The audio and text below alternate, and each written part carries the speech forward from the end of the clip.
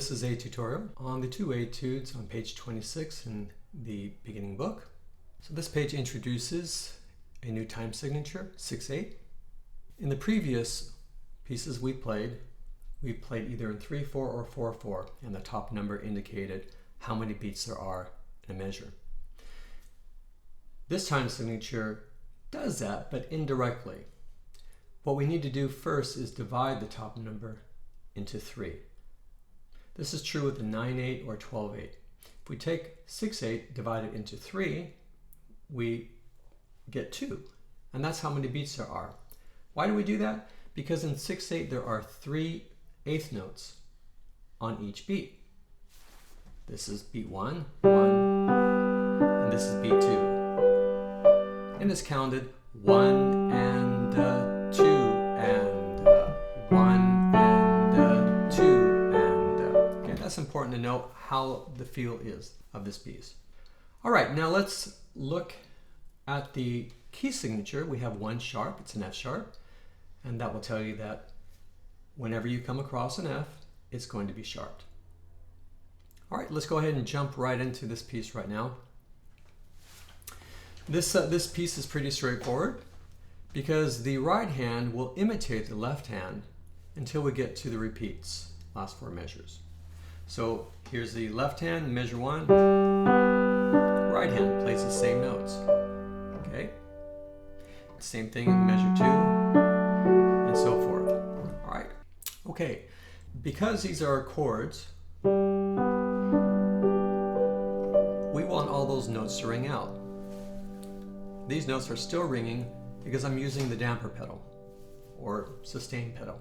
Okay, so if you have one on your keyboard or piano, you want to use this. All right, so what we want to do is we want these notes to ring out while we're playing the chord, but we don't want these same notes, this chord ringing out when we play the next chord, because there will be a harmonic clash. So we have to clear the pedal by lifting our foot up. Okay, so how this is going to work is, here's measure 1.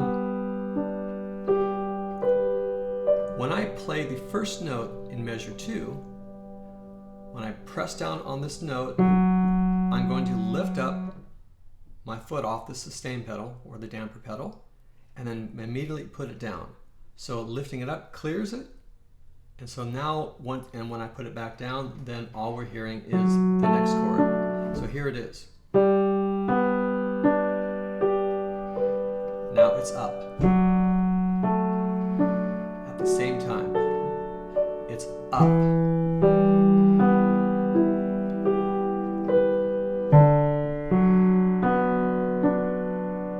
Okay, so that's important that you get that technique. We definitely want to use the damper pedal on this. If you don't have one, you'll just have to make do, but it's really intended to be played with a damper pedal. All right, so let's dive into this. Using that damper pedal in mind, what we're going to be doing is we're playing the left hand, and then while the right hand is playing and the damper pedal's down, the left hand is preparing for the next chord in measure 2. And then again, while the left hand is playing, the right hand is preparing. Now the left hand is preparing, right hand is preparing.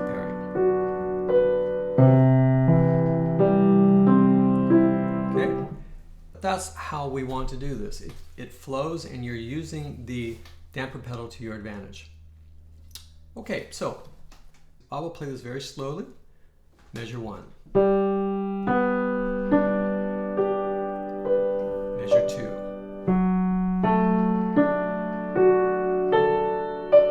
Measure 3. Measure 4. Next line, measure 5, 6.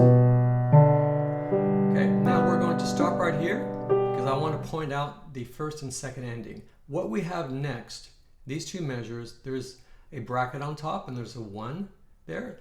That's the ending that we play the first time we play this. Okay, we're going to go back and repeat from the very beginning, and then when we come back, we'll jump to the second ending. All right, so here is the first ending. This is where the pattern changes.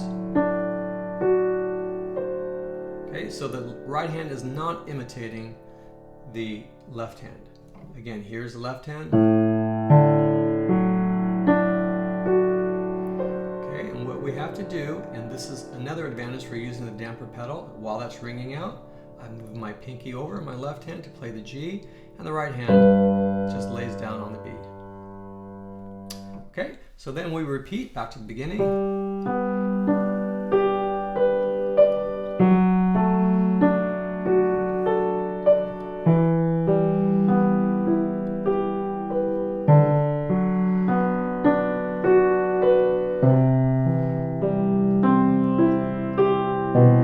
Okay, now we're going to jump to the second ending, right?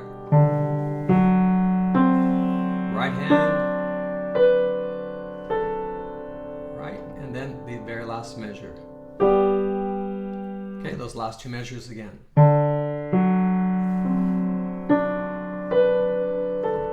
Again, the damper pedal, those are ringing. I release. Okay, I hope that's helpful.